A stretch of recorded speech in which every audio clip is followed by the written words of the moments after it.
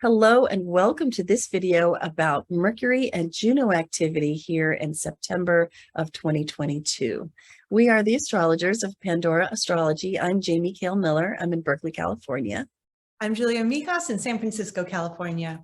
And we're going to tell you exactly what Mercury and Juno are up to this month and what you can do about it for best results in your own life.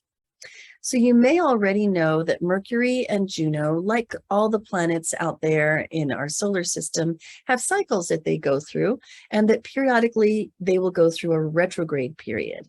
Now, astrologers know that retrograde is a visual illusion, but it's a measurable one, and we have found meaning in it and useful, consistent interpretations about what it does mean in our life. So what we see this month is that we have coinciding retrograde periods happening. Juno is already retrograde as the month begins, having gone retrograde back in July on the 24th. And this month, Juno, while retrograde, is going to oppose the sun. And this is something we call Commitment Clarity Day. More on that in a minute. And also during the course of the month, Mercury, which begins the month moving in a forward direct motion, is going to turn retrograde on September 9th. And then also it will conjunct the sun on the 22nd in what we like to call Lesser Epiphany Day. So why does all this technical stuff matter? Well, because while Juno is retrograde, it puts us through a relationship retrospection period, which lasts for several months. And when Mercury puts us through a communication confusion and retrospection period, while Juno is already putting us through the ringer in our relationships, well, that can add up to some messes that maybe might need to be cleaned up or possibly averted. So Julia, let's you and I talk a little bit about what this means and how this feels. And then I'm also going to show it in motion on screen. So Julia, building on the idea of Juno already being retrograde when September begins, and the fact that it will then, that then Mercury is going to go retrograde during the course of the month, how do you think this month is going to feel? Well, retrograde times are times of reviewing things, redoing things, especially pertaining to what that planetary body or asteroid represents. Retrogrades are not the easiest times, because there's a lot of having to backtrack over things. Things aren't necessarily moving forward or progressing, and flowing very easily, but there's usually a little bit of sort of internal work to be done in these reviewing sessions. So Juno being the asteroid that represents marriage as well as partnership, this can also affect single people too, who might be reviewing like, oh my God, what do I want out of my next relationship? What happened? When we tend to go through retrograde cycles, we can be thinking even in terms of the past, what's sort of happened before us, because the planet is technically going backwards over the path it just crossed. So yeah, you were absolutely right in saying that this will definitely hit us in our relationships based on the symbolism involved here with Juno, the partnership asteroid. This can also pertain to business partnerships or any other partnership in your life, as well as Mercury in the partnership sign Libra. Yes, that's true. And whenever Mercury goes retrograde, we find ourselves having to maybe pick up the thread of a missed communication where somebody just didn't get what we said, might need to say it again more clearly, might need to listen a little bit better.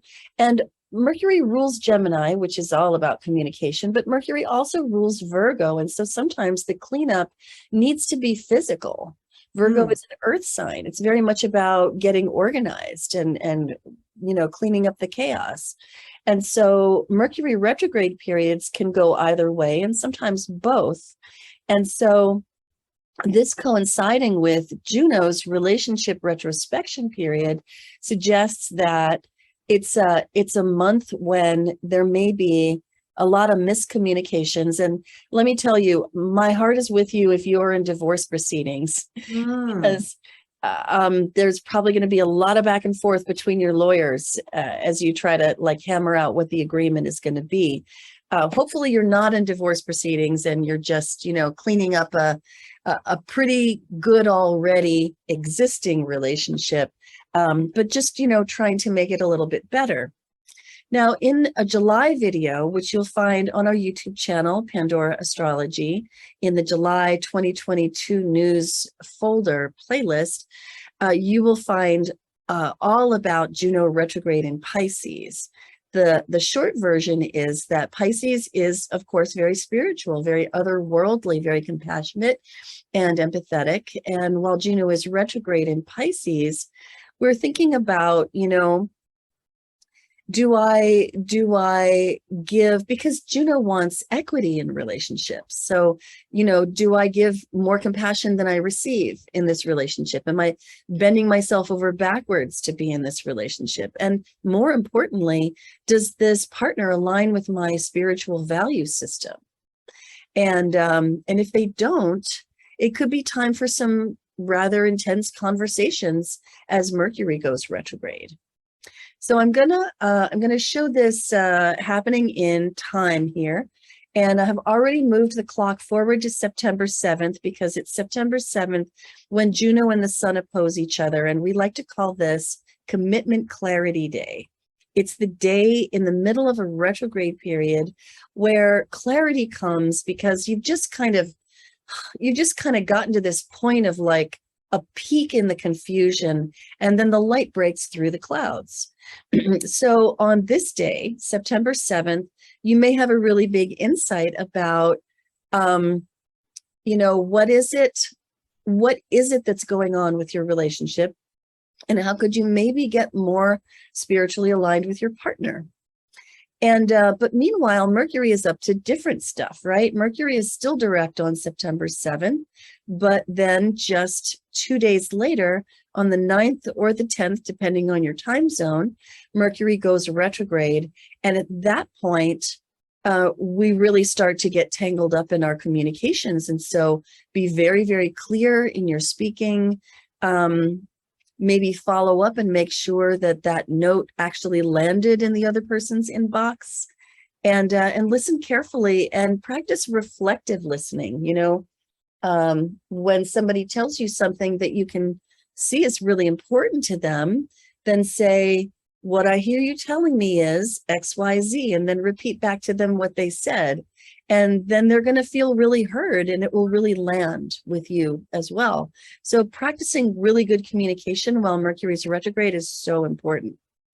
And then as the month goes on, the Sun moves away from opposition with Juno, and that commitment clarity peak is past. And watch the Sun and Mercury creeping closer towards each other. And right here, as Mercury and the Sun exchange places, around September 22nd, 23rd, again, depending on your time zone, we have what's called Lesser Epiphany Day. And Julia, would you say a word about what Lesser Epiphany Day is and how to handle it? Yeah, well, Lesser Epiphany Day versus Greater Epiphany Day is when Mercury is exactly conjoined and it's retrograde. Greater Epiphany Day, which will happen later on in this cycle, happens when Mercury is direct and you have that conjunction. So that's technically what's happening in the solar system at that time. But sort of like you were mentioning with Commitment Rapture Day, when you have this alignment of the Sun and this planet going through a whole retrograde cycle, you start to get some clarification. You start to get some more insights. The clouds kind of break open a little bit, and that can sort of help you understand, and especially go over all of maybe the complications and miscommunications that have been happening during that retrograde cycle. You get just a moment of clarity in there. Yeah, and it really is. It's brief. It only lasts for about a day. but it can just be that moment where you've been knocking your head against a puzzle and finally, you know, some insight lands on you. And it's really good to know that that day is coming so you can watch for that insight and let it carry you through the rest of Mercury's retrograde period, which is going to finish in the beginning of October. So, so it's really good to know, you know, when these peak days are, Lesser Epiphany Day in the case of Mercury, and then Commitment Clarity Day in the case of Juno, so that you can use the clarity that happens and the insight that comes to carry you through the rest of the retrograde period. Julia, any final advice for our viewers? I would just say, you know, that really focus this fall, really focus on the clarity of communication with your partner. And like Jamie said, you know, communication is a two-way street. So don't just work on what you have to let the other person know, but try to be as receptive back for the other person towards you. Yeah, absolutely. And definitely bring the compassion, but don't put yourself in a situation where you're the only one. All right, well, that's what we have for you today. Hope you enjoyed it. You can always find videos like this on our website, pandoraastrology.com, in the monthly forecast page. You'll find the news of the month. And you can find more videos going back into the past on our YouTube channel. And that's where in the July playlist, you'll find out more about Juno retrograde. And if anything in this video makes you want a reading, you can check out the readings tab in the nav bar on our website. And we'd love to meet with you and help you out. And until next time, we'll see you around the cosmos. Bye. Bye-bye.